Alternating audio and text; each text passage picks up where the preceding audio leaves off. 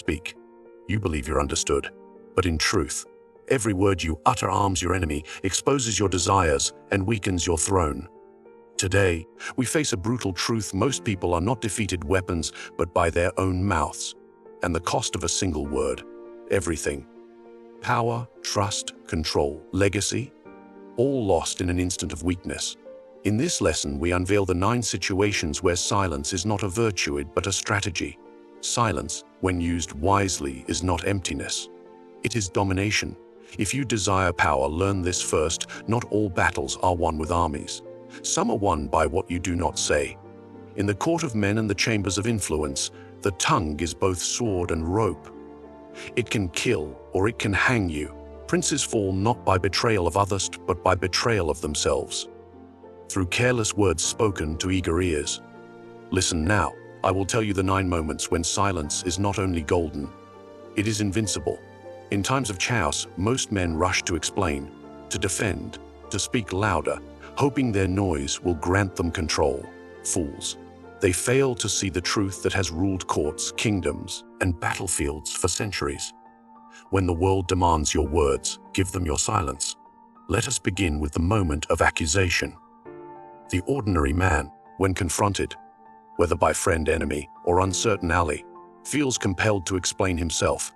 He speaks not because he must, but because he fears how he is perceived. In this fear, he exposes his weakness. He offers clarity to those who benefit more from confusion. You see, silence is not passive. It is not cowardice. It is armor forged in restraint. When chaos erupts, silence does not retreat. It deflects. And more importantly, it provokes. A man who does not react, who does not justify, who remains still while storms circle him, becomes unknowable. And the unknowable is feared far more than the predictable. In courts of power, those who speak first often lose the crown. Why? Because words are commitments. Boundaries. Every sentence you utter draws a line around your influence. It traps your intent. But silence permits flexibility. It allows you to move like water. Formless, untouchable, impossible to corner. Let me speak to the man who thinks honesty will save him, who believes that transparency builds trust. Let me tell you what truly happens when you speak too soon or too much. Your words will be taken, twisted, weaponized.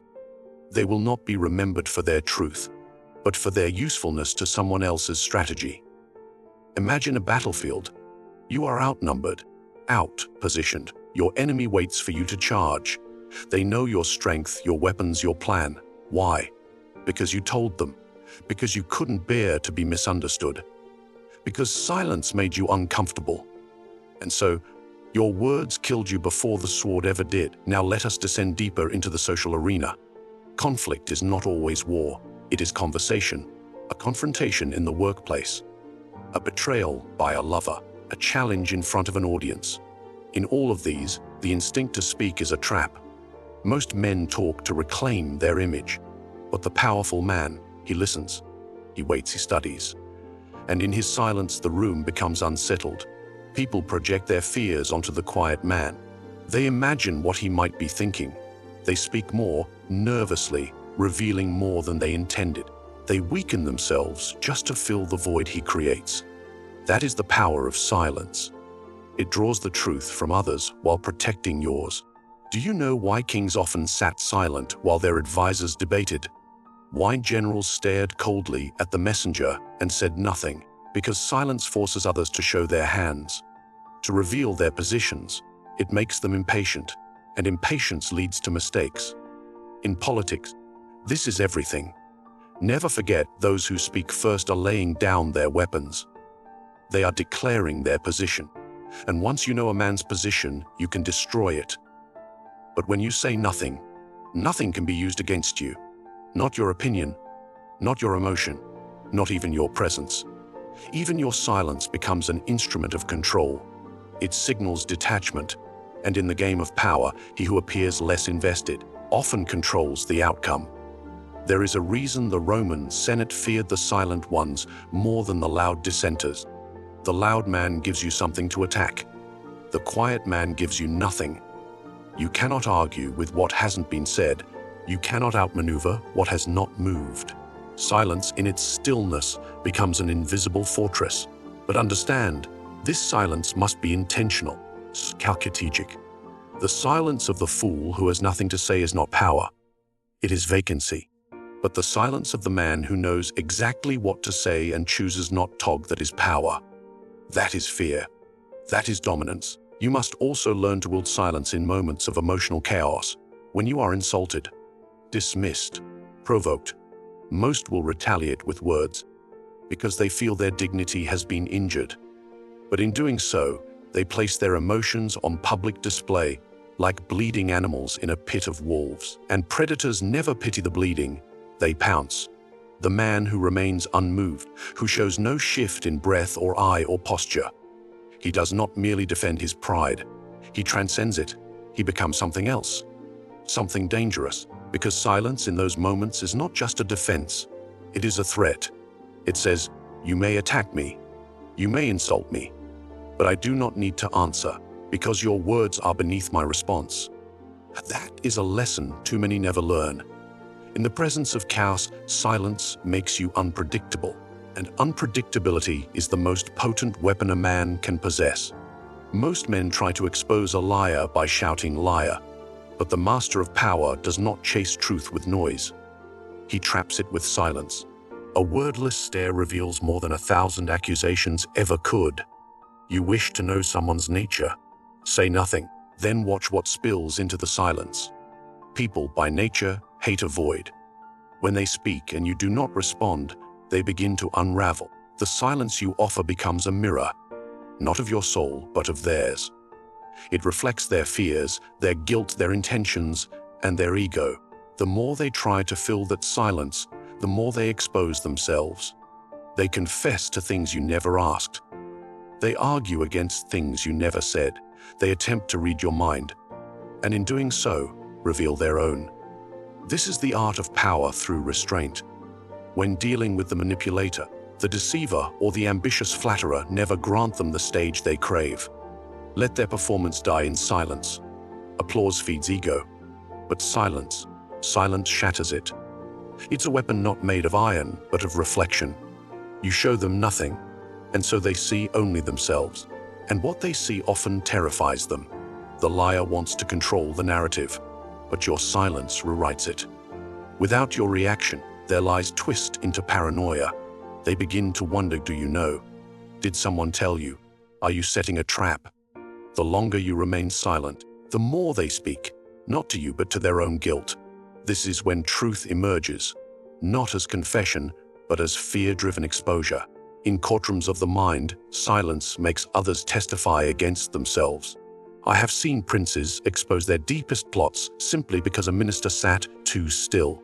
I have watched rivals betray their own allies just to provoke a response from a silent man. And I have seen the most powerful men break into confession.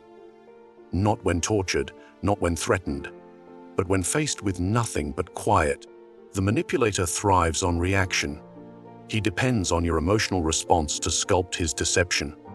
But what happens when there is no reaction?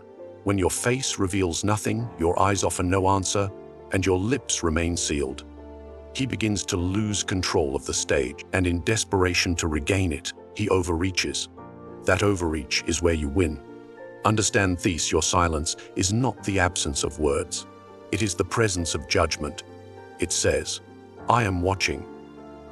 I am deciding. And that is far more unsettling than anything you could speak. A man can argue with your words. He cannot argue with your silence. In personal affairs, relationships, alliances, rivalries, the same law applies. When someone seeks to manipulate your emotions, to pull your strings, to test your loyalty or provoke your pride, do not give them what they seek. Give them silence. And watch, if they are sincere, they will remain composed. If they are false, they will grow restless. They will speak too much. They will justify things you never questioned. They will explain things you never doubted. Because the guilty mind hears accusation in every silence. Silence becomes the stage on which their conscience performs. In love, silence reveals desperation. In politics, it reveals ambition. In business, it reveals intent. A person will always reveal what matters most to them when you remain still. The one who fears losing influence will try to dominate the space. The one who fears being exposed will fill the quiet with rehearsed innocence. And the one who sees you as competition will try to extract your thoughts, not through interrogation, but through casual questions wrapped in false comfort. But say nothing. Let them keep guessing. The longer they guess, the more they reveal. There is also a deeper strategy here. When you remain silent, people speak more not just out of anxiety, but out of vanity. Most men are desperate to be understood. They want to be admired. So they speak, hoping to impress. They unveil their strategy in their eagerness to be seen as clever. They offer you the blueprint to their soul simply because you gave them the illusion that you are listening. And here lies your advantaging. You become their confessional booth. But unlike a priest, you offer no absolution, only knowledge. And knowledge, in the hands of a silent observer, is power in its purest form. You must learn to enjoy their discomfort, to sit calmly while their mind unravels, to nod slowly, not in agreement, but in observation, to offer nothing, and in doing so receive everything. Your silence becomes a lens. They think they are peering into your mind, but in truth, you are peering into theirs. Let others waste their strength trying to read you. You, meanwhile, are writing their story in your mind, line by line, through every word they wish they hadn't said. In every exchange between men, there is one who chases, and one who is chased, one who speaks, and one who listens, one who needs to be heard, and one who needs nothing at all. That second man, the quiet one, he owns the game. Because in power, it is not the speaker who leads. It is the one who makes others speak.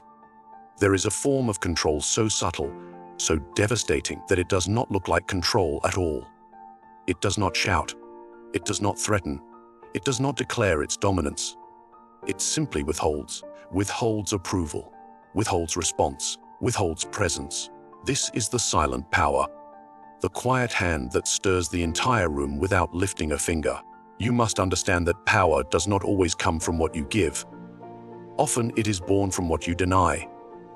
When you speak less, you force others to interpret you. When you delay your answers, people lean in closer, desperate for meaning.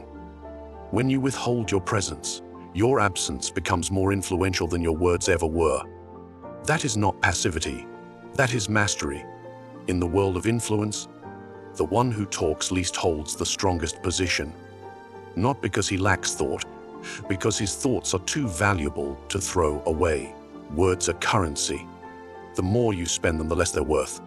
But speak rarely, only when necessary, and every word becomes gold, weighed and remembered. Observe how the powerful enter a room.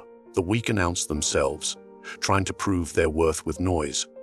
The powerful man, he enters with stillness. He does not need to be seen. He chooses when to be noticed. And when he speaks, people listen, because they are not used to his voice. You must learn to use silence not as avoidance, but as positioning. Let others try to impress. Let them explain themselves, flatter, boast, or negotiate. You sit back. You say little. You reveal nothing. And in doing so, you become the one they seek to win over. The balance of power tilts toward you. Not because you demand it, but because you deny the need to demand it. Even in relationships, this law holds. The one who talks most usually wants validation. He who remains silent, however, becomes the mystery. And mystery, my friend, is irresistible. Why? Because people fear what they don't understand, and they chase what they cannot possess. In seduction, the same applies. The one who appears fully available, who says everything he feels, who shares his intentions too soon, becomes ordinary, predictable, powerless. But the one who is silent at the right moments, who withholds his inner world and lets others guess that one becomes magnetic. It is not cruelty, it is leverage. When someone demands your opinion, delay it. When someone wants your answer, make them wait. Time is not just a measure, it is a weapon. And the longer someone waits for your words, the more power those words will have when finally spoken. You must make your silence louder than their noise. In negotiations, this is everything. The amateur fills silence with concessions. The master lets the silence stretch. He watches as the other party grows nervous, begins to doubt themselves, and offers more. Just to fill the gap, they interpret your quiet as calculation. They project strength onto you, even if you said nothing. And that illusion is more powerful than truth. In every room, there is a power dynamic, one who seeks approval and one who grants it. Your goal is to always be the latter, and to do that, you must be willing to speak less than you know, reveal less than you feel, and offer less than is expected. Give too much, and they will consume you. Withhold, and they will hunger. This is not just social power, it is psychological dominance. Most people cannot bear being ignored. They equate silence with judgment, absence with rejection. So when you remain quiet, when you refuse to validate them, you awaken their insecurity. They begin to seek your attention, your recognition, your approval. And in that pursuit, they place themselves beneath you. They don't realize it, but you do. That is the game. You do not need to speak to dominate. You only need to be silent long enough for them to reveal what they truly want. And once they do, you possess leverage. Power is not loud. It is not emotional. It is not dramatic. True power is still. It watches. It waits. It speaks last. And when it does, the world listens. He who controls the silence controls the room. There are moments when saying nothing is not neutrality. It is condemnation. And those who understand the weight of a pause, the power of a stare, the sharpness of a silence, they do not merely command respect. They instill fear. Let us be clear. There comes a point in every man's life when he is not tested by war or wealth or betrayal, but by what he does in the moment of judgment. Not judgment cast upon him, but the judgment he casts without a single word. There are silences that speak with more force than speeches, silences that do not ask questions but pass verdicts. And it is in these moments that power crystallizes. To speak is to level the field, to explain, to justify, to respond. These are acts of equivalence. But to remain silent when the world waits for your reaction, that is not weakness, that is dominance. Because silence in the right moment signals this: I have already decided. And no one can argue with a man who has already decided. Silence can be mercy. But in the hands of the powerful, it becomes a sentence. When someone disappoints you, betrays you, fails you, and you say nothing, they are left in torment. Because they cannot decode your silence. Is it rage? Is it disinterest? Is it strategy? That confusion becomes their punishment. Your silence forces them to relive their actions endlessly, looking for a clue, a sign, a verdict that never comes. It is not forgiveness. It is exile. In politics, this tactic is fatal. When an advisor speaks out of turn, or a rival crosses a line, or a subordinate betrays trust, most men react emotionally. They shout, they discipline, they retaliate. But these are gifts. These provide clarity. They let the offender know where he stands. And in knowing, he begins to strategize. But when you say nothing, when you simply look at him, nod once, and move on without a word, you steal all control. You place him in the prison of uncertainty, and uncertainty is the slowest death. He must now guess what you are thinking. He must prepare for every possibility. He must fear the worst, because you gave him nothing else to cling to. The prince who remains silent after being challenged is not seen as passive. He is seen as calculating. And a calculating man is all more feared than a loud one. For the loud man may be angry today, but calm tomorrow. The silent man, no one knows what he's planning. He becomes unknowable. And in power, to be unknowable is to be untouchable. In personal life, this tactic is no less effective. When someone seeks your forgiveness, not out of remorse, but out of convenience, give them no response. Your silence will echo louder than any rejection. Words can be twisted, but silence cannot be misquoted. It is clean, sharp, absolute. There is a kind of silence that is not absence. It is presence in its purest form. When a powerful man enters a room and says nothing, every eye turns toward him. When he hears betrayal and responds only with a glance, his power doubles. Because in silence, he withholds not just words, but validation, recognition, closure. And human beings crave these things more than truth itself. If a man begs for explanation and you offer none, he is left to wrestle with every insecurity he owns. And in that battle you win, not through cruelty, but through clarity. Because what you're truly saying is this: your actions are not worthy of my voice. When used correctly, silence becomes the highest form of judgment. It is cold, it is surgical, it is merciless in its simplicity, and precisely because it offers no theatrics, no drama, no debate, it strikes deeper than any insult. The world expects reaction, it feeds on reaction. So when you provide none, you break the pattern. You remove yourself from the predictable and step into the realm of authority. Understand this: silence is not passive. It is not retreat. It is a mirror held up to the guilty, a wall raised against the manipulative, a weapon concealed within calm. It does not need to be announced. Its power lies in the unknown, in the unanswered, in the unseen. Even in triumph, silence speaks louder than celebration. When you defeat a rival, let your silence carry the weight of victory. Do not gloat.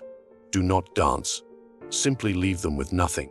Because a man can recover from humiliation, but never from indifference. Your silence, used wisely, becomes a crown. It is what separates those who react from those who rule. When the moment comes to speak, you will know it. But until then, let the silence do the speaking. Because every second you withhold your voice, you remind the world. Your judgment has already been cast. The world belongs not to the loudest voice, but to the calmest presence. You were taught that words are your strength.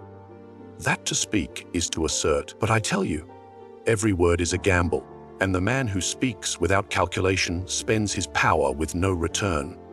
There are 9 moments in life: critical, decisive, irreversible, where the tongue becomes your enemy and silence becomes your sword. When chaos erupts, remain still. When liars speak, let them fill the void with their own exposure. When people beg for your validation, make them hunger for it. And when judgment must be delivered, let your silence be the verdict that no man survives. In these moments, silence is not retreat, it is reign. It is the strategy of the sovereign, the discipline of the assassin, the posture of a god among men. So, the next time you are provoked, pressured, seduced, or betrayed, say nothing, and let the world tremble in the absence of your voice. Because sometimes the most powerful word is the one never spoken.